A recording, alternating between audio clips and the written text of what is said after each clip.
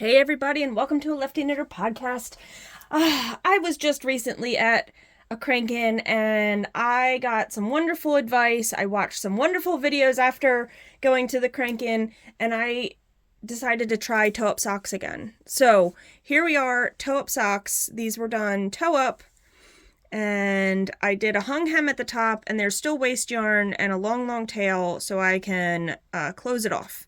So I am going to show you guys what I learned.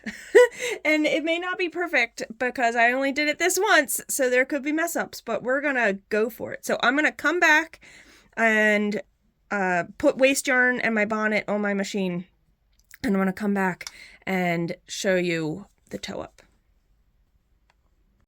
All right, so I wanted to put the bonnet and waste yarn on, and I wanted to show you, because this is how it worked for me in my brain and how I do my toe and where I have to start and stop, so it just made a lot of sense for me to show you guys what I did here. I'm also going to use ripcord. So I stopped at my 3 o'clock mark on the cylinder, which is my half mark for front to back. I'm going to tuck in my waste yarn. I'm going to put a ripcord on. And toe-up socks. So the problem I've had with toe-up socks, doing it where you have to stretch the fabric across, is it's never stretchy enough for me to get it across. So that's always been my problem. So I'm going to do one row of waste yarn, or one row of ravel cord, I apologize, ripcord. And I want to stop. Oh, I wanted to pull up my needles there. I forgot. I gotta start this over. Or I can just put more waste yarn on and show you. You have to stop knitting because you can't lift up the needles. Dang it. Yeah, I gotta stop. Okay, so I put my bonnet on. I've reset. Sorry, I am going to keep that other video in, but I want to show you. So if you don't have ripcord, and you're going to do it just from waste yarn, you can do that too. Make sure you pick a contrasting color of your waste yarn from your project yarn, okay? But you would have to stop at the front, lift up all your needles on the back side, okay? Or if you do the toe on the other side, do it that way. Stop on this side, lift up, or stop however to do your toe. I'm going to keep going because I am going to put my ravel cord on, okay? So I'm going to stop on the last needle to knit. I'm going to pull my waste yarn in, and that I totally forgot to, gosh, I did it one time. I got all excited. That's what happens. It's what happens. Okay, so I'm putting my ripcord or my ravel cord in. It'll knit on needle 1 and it'll stop on needle 64. This is an Erlbacher Gearhart Speedster machine. It is a 64 stitch cylinder. So it's going to knit on needle 1, but I'm going to stop at the front. That's important because you need to lift up those needles. Get your crescent tool. Don't kill your fingers. I mean, you can if you want. They're your fingers. All right, I'm going to crank around till the last one knits so I have that fully completed, and then I'll lift up the rest. Pull this in, the last one knit. Okay, and then I'm going to lift up the back half of the toe. These needles are now in hold. They're not going to knit, okay? So, because I want to start my decreases on this side, I'm going to finish this. It's going to finish that last one. I'm going to bring it around to this side, and I'm going to start my project yarn on this side. All right, and that's helpful for my brain because I start my decreases on the other side. So I'm going to put my project yarn in, put it in my carrier. I got these super cute little clips from Juliet. Thank you. She does torch glass making. It has a little crab for our crank-in. How cute is that? Okay. I'm going to put that in there to hold my tail. Okay. And I am not going to put my heel spring on, and I'm just holding this, and we're going to crank one row of the needles that are in work, okay? So you don't have to leave a long tail here because we're not closing anything with it.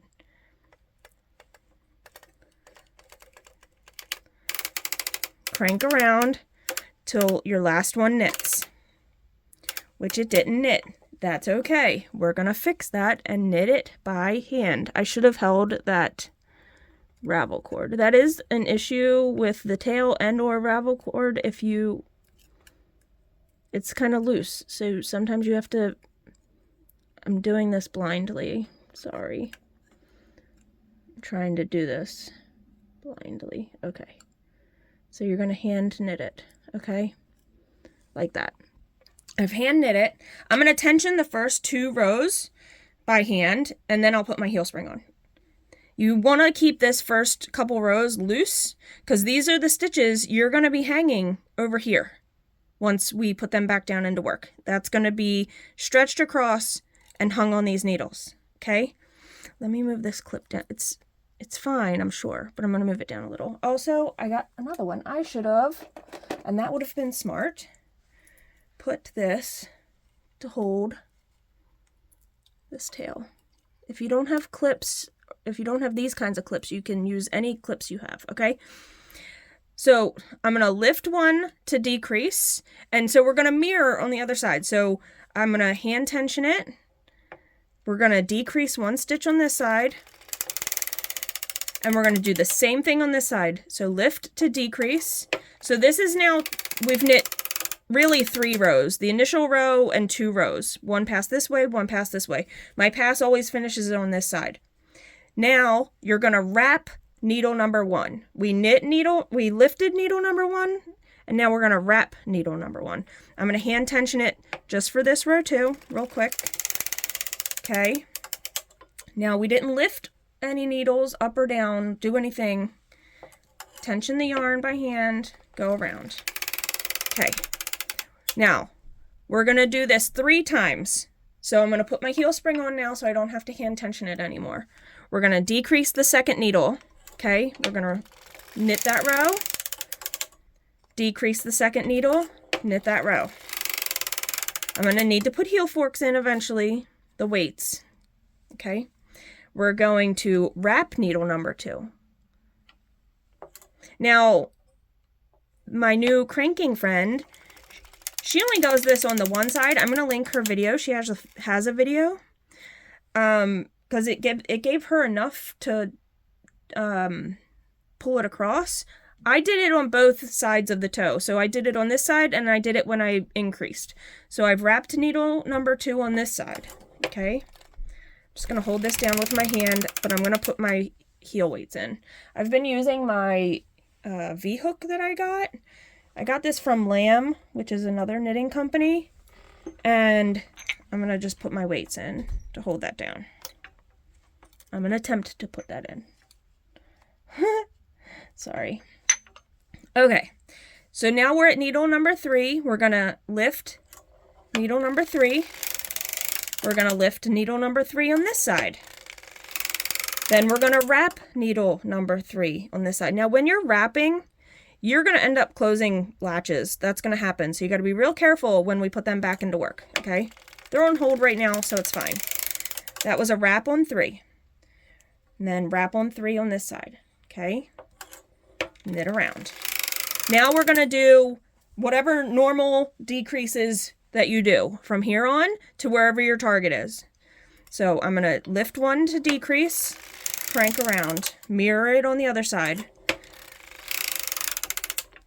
Lift 1, crank around.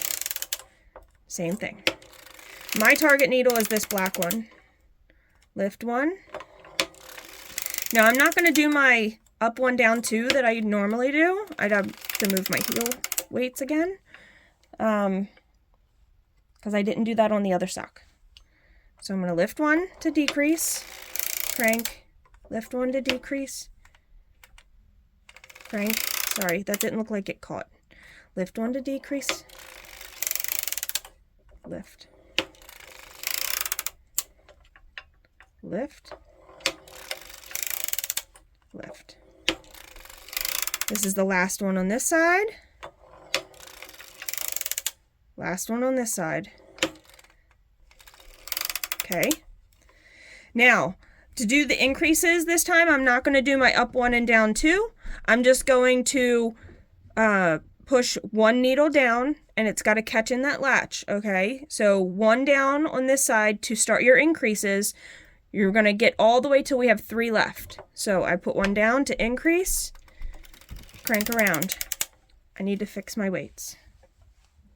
I have not gotten fully used to the V-hook yet for placing my weight. I'm getting there. It's a process. It's a new tool that I haven't used a whole lot. Yarn is on this side. This needle goes down to increase on this side because we did that on the other side. So we're mirroring the movements. One down, making sure the latch is open, going slow to make sure it catches. One down. Okay, one down, and we're doing this until we have 3 left remaining. One down. One down.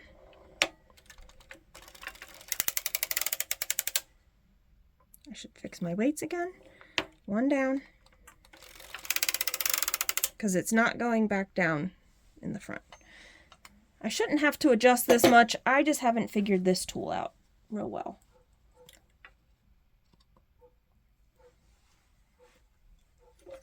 I'll get there. One down on this side because the yarn is on this side. Crank around. It didn't look like it caught it, but it did. All right, this is, I think, this is 1, 2, 3. This is the 5th needle. Okay. So this is 5. This is 4. This is 4. Now remember when we started, it was a lift, wrap, lift, wrap, lift, wrap. When we go backwards, it's going to be a wrap, lift, wrap, lift, wrap, lift. Or wrap down, wrap down, wrap down. Okay, so we're at needle number 3. We're going to do our wrap. Wrap needle 3. Sorry. Yes. Wrap needle 3. Goodness. Because we're not increasing yet. We're going to do that on the next row. Wrap. Crank. Now we're going to increase 3. Crank. Increase on 3. Crank. We're going to wrap 2. Wrap needle number 2. Not wrapping 2 needles, just wrapping number 2. Wrap. And wrap. Increase a stitch, which is number 2, increasing to number 2. Increasing number 2. Because we want to end by knitting that last one, or knitting that last one. Wrapping number 1. Wrapping number 1. Increasing this last one. And then increasing this last one, but we're going to stop in the front. Okay. Oh, did I not go far enough when I did that? Nope, I didn't have that last click. Okay, there we go. Stopping in the front. We need to stop because we need to hang that first row of stitches. I'm going to take my clips out. I'm going to take my weights off because you need to be able to stretch this across your cylinder. This was the problem I had. I was not able to get it to stretch well enough, and I just wasn't doing the right steps. And I've now rewatched videos. I had tried it a few times. I'm going to pull my tail up because we're going to weave that in. Oh, I realized this is probably going to be in the way, this yarn. Let's see if I can move us over just to get a better view for this process. That might be better. Now, when we put these down, make sure the latches are open, okay? And we're not mushing them all the way down. We're just putting them so they're in working position and not hold position anymore. So, now when we put a stitch on here, hopefully we would notice if the latch was open. So there's multiple times you're going to be able to check to make sure the latch is open. Oh, I have to take all the weight off, which I didn't do. Sorry about that. So all my weight is now off. Now, I have a weight to do toe up because I wanted to try this so badly at some point that I made a sock with BBs in it. And so yeah. So my waste yarn is going through, this is the tail coming out, so I need to find my ravel cord, I should say. This is the first stitch, technically. Now you want to try to pull this over as far as you can to your needle so you're not stretching that stitch out. It will come out in the wash when you, have to wash your socks, or if you do, some people do block their socks. It'll come out if you have to pull it real far, but you don't want to have to pull far. No, let me show you, and I can pull this all the way across. When I've done this before, I've not been able to pull this fabric far enough across. Now, when I did those wrap rows, I added 6 extra rows on each side. Okay, so you have to remember that, because when you do your foot, you might want to decrease your foot row length by around 6 stitches, 4 to 6 rows.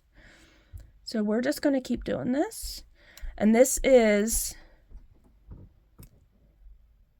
the toe-up sock that I wanted to show during Socktober when I did that, but I couldn't get it to work. I was very frustrated, and I just stopped trying, and I just had the encouragement of such wonderful people at the Crank-In to try it again. And they demoed it for me too. Well, for all of us, I should say, not just for me. But there was more than one of us that wanted to see the process. So you have to kind of roll the fabric up.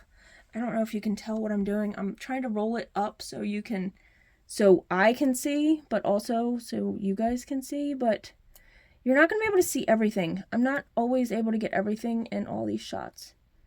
So it's difficult when I only have one camera. So I was really nervous that I didn't get all my stitches when I did this last time. Especially when you get around to here, and watch these, because these can ride up on you. So I think that's a difficult part probably, is trying to read where all those stitches are, making sure you hung them all. I guess the one good thing is if you're going this direction, sorry, my cat is eating a cardboard box and she's annoying. If you have that tail on this side, and you don't weave it in real far, you can catch, you could catch it if you drop it. I don't know. But the trick is not having to do that. So this could be practice a few times, and I could screw up today. I could mess this second one up and have to restart. But if I do have to restart, I might just leave this as a standalone video. So we're getting over to this side, and it's really hard to see, and my phone mount doesn't come all the way over here, and I apologize. But this is the hardest part to see, is in here, because it wants to roll up on you. So you can kind of pull that fabric out to see what you're doing. Again, just kind of pulling it taut across so you're not pulling your stitches real far. So Juliet's video, like I said, I'm gonna link all the videos down below. She had a good trick about using the ravel cord, and she splits it in half. And I didn't quite get that, and that's something I'd have to watch again and retry. I just feel like I'm missing something here, because this is this stitch here. And this is what I felt like when I was doing the first one, that I was missing something, because this is pulling. No, there's one more in here somewhere. And that's the one that's hard to find. Oh, I think she did that so you could pull the ravel cord out to see better. Maybe that's what it was. I'm going to make this up and I'm going to grab that, and hopefully it was the right thing. I am still new at this. Still new. Okay, so how do you put weight here? That's the question. So Juliet had a really cool tool that it was like a V-hook, but it came up from underneath and it hooked in, and she had this disc that then pulled it down. I have a sock full of BBs. That's what I have. Sorry, now I feel like I can't get you back into the right place. I'm just muffin with the camera here. Okay, we're just gonna keep it there. I know the string is in the way. The yarn is in the way. So this is a sock full of BBs, and I could weigh it so I can tell you guys. Actually, let me do that real quick because I don't know how much this weighs. And I want to accurately tell you because I got the number from somewhere and I don't know where. This is 3 pounds. And I don't know where I got that number from, but it's 3 pounds. Okay, so we have to put this in the middle. And this first row is the most critical row. It's way too close, I feel like. Back it up. Okay, this is the critical row. You want to reset your counter because this is going to be your foot rows. And I know I'm doing 50 for this sock to match the other one. So you want to push down a little, and we're going real slow, making sure they all knit. These ones on this side were the ones that I felt like were the most critical about knitting. Okay. And I'm going to just keep going kind of slow.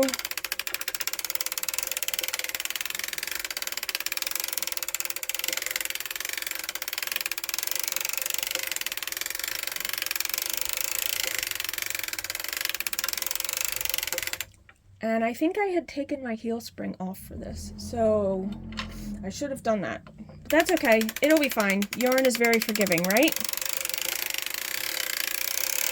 So we're going to do 50.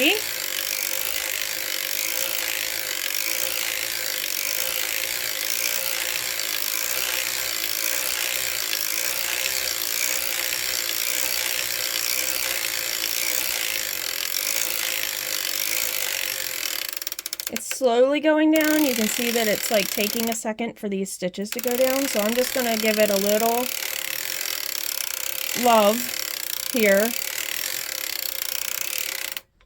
That muffed up. We're going to fix that one. It didn't knit. And I'm having issues on this side. 2 didn't knit, 2 of them. So what you do is you grab that stitch from underneath and you knit it. Because you have the bar that didn't knit. You want to keep it under your hook, so that's your new stitch. And you grab the yarn and make it knit. Okay, we're going to keep going. I can pull from the bottom a little bit. I don't want to mess with my tension too much because I don't, like by pulling on it, you are changing your tension.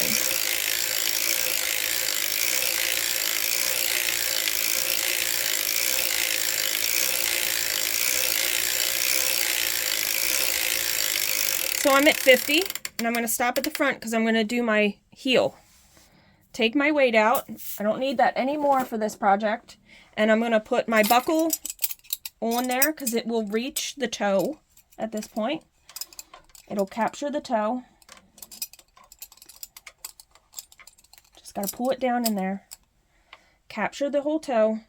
And I'm going to put my weights on. I'm going to lift. I'm just doing a half-half heel. I'm not doing anything special. So I'm lifting all the needles in the back, cranking to the back, and then I'll start my decreases.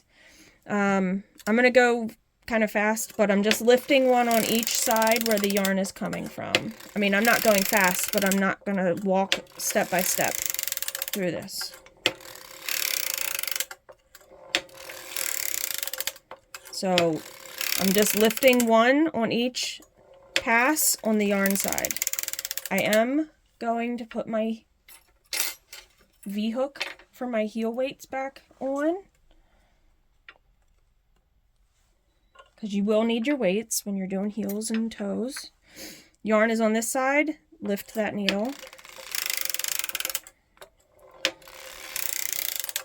until I get to my target, which is the same for my toes, heels. I have the same target. On the 64, it leaves 12 stitches for the toe and heel and 10 on each side. So it's 32, which is half of the 64. Lift, lift. I should probably move my heel forks again.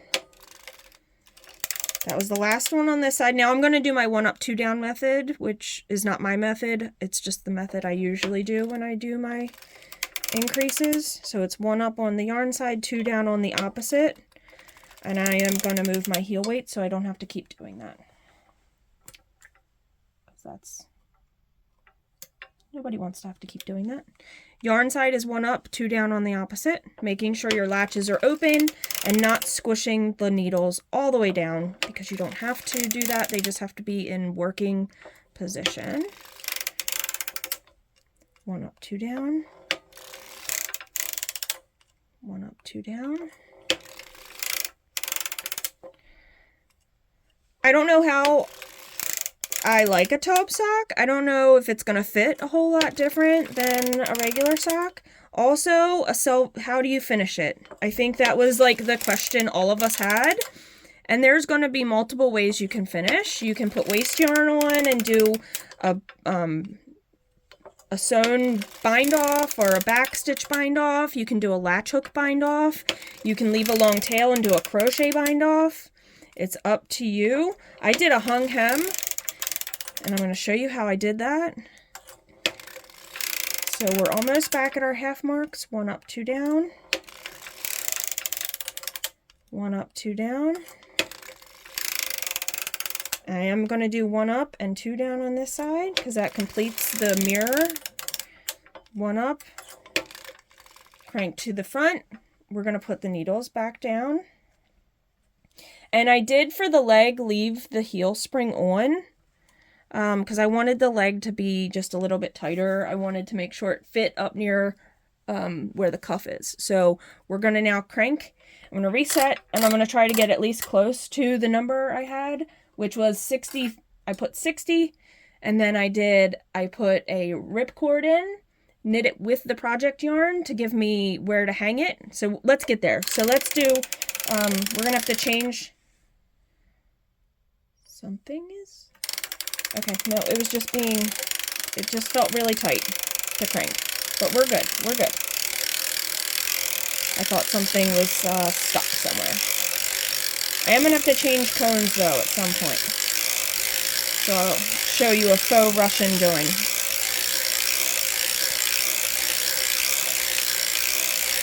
So we're just getting to 60.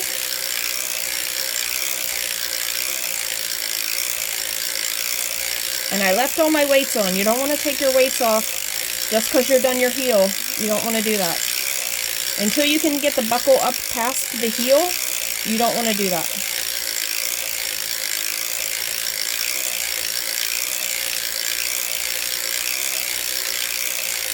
We're at 40.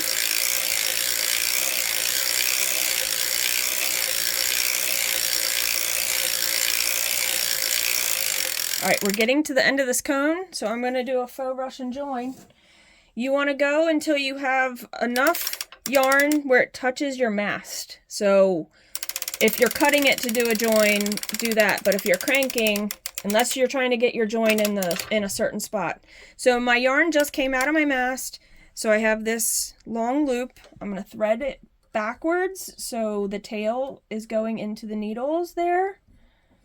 And I'm going to hold the loop up because you still have to have the tension, but not too much where it pulls it out. Crank forward to catch that tail, leaving yourself a tiny loop to loop your new yarn in.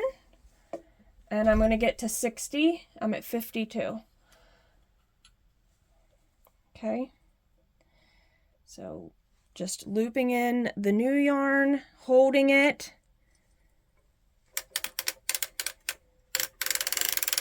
Okay, I'm going to put my tension back on because I didn't do that just for that part, but let's get to the 60.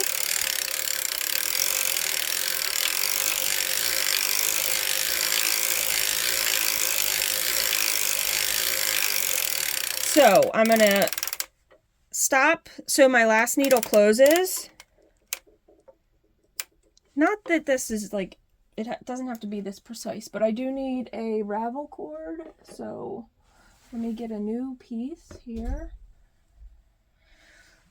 And I'm gonna put this into my machine. Like if I were to knit, knit it with the yarn, okay? So I'm just putting it in. It's gonna knit on needle number 1.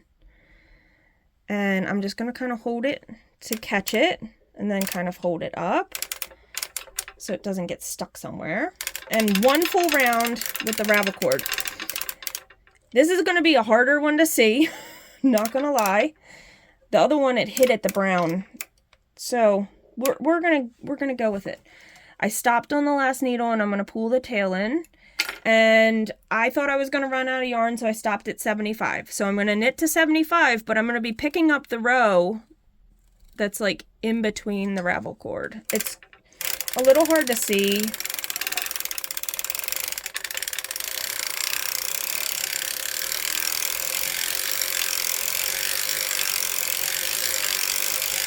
And so when you're doing a toe up sock, you do want to make sure whatever method you're going to do to bind off, you want to make sure you leave yourself a long enough tail, because crochet can use a lot, and so can like back stitch bind off can use a lot. So you want to make sure you leave yourself enough yarn. I don't know. I don't need to put them away. I'm just being okay. So I'm going to take my weights off so I can lift this to hang it. And I'm hanging in between my ravel cord, which is really, it's a little difficult to see, but we're going to do it. I can leave this buckle on because it's not that heavy. So again, this yarn is kind of in the way, but I'm just going to fold it up like I normally would do any hung hem. And I'm going to start, that's why I started and stopped at the at a certain place, so I knew where to hang it. So I want to pick the stitch that's in between the row that's in between my ravel cord, and I'm going to follow that around. So follow that bump around. That's in like there's a bump of ravel cord, and then I'm picking up the bump right above it. I know this is a really short hung hem. It's only 15 rows, so it's only like, 8 to 7 rows of hung hem. It's okay though. I was thinking I was going to run out of yarn, and I wanted to also leave myself a long enough tail. I was worried. Now, toe-up socks. What's an advantage of a toe-up sock? You want to make the most of your yarn, right? So how do you do that? Well, if you're knitting a top-down sock and you aren't sure how many rows, well, you have to kind of know how many rows you need for your toe, for your heel, for your foot. If you are doing that, you could potentially run out of yarn, right, for your foot. If you do a toe-up sock, you're doing your foot first, so you're pretty much, if you split a skein and it's 400 yards and you want to make a really tall pair of socks, you can do that and not have to worry about having leftovers or not enough yarn if you made the leg too long and then you don't have enough for your foot. There's advantages. We'll just say that. So, if you're using scraps of yarn and, maybe you want to use up every last little bit of it. Okay, there's an advantage to that. So, people love knitting, like hand knitting toe-up socks. So I'm moving my buckle up over the heel. I need to crank around to the other side so I can hang these stitches. I do have to hold this pocket of fabric down because the weight does not pull down there. Now, the thing is, you only want to do 1 row to catch all your 2 stitches together, because then you're going to take it off the machine and you're going to, or leave it on if you do a, you could do a latch hook bind off while it's on the machine. You could do a sewn bind off while it's on the machine. You can put waste yarn on after this row, so stopping at needle 64, putting the tail in the machine, putting waste yarn on. Oh, I didn't, I'm gonna have to sew up that toe tail because I didn't weave it in like I said I was going to. It's fine. It's just a little extra sewing at the end, like weaving in. It's okay. But if you weave it as you go during the toe, you don't have to do that at the end. I missed apply. I feel like this Patton's Croy ball was thicker than the other two I had of this same color.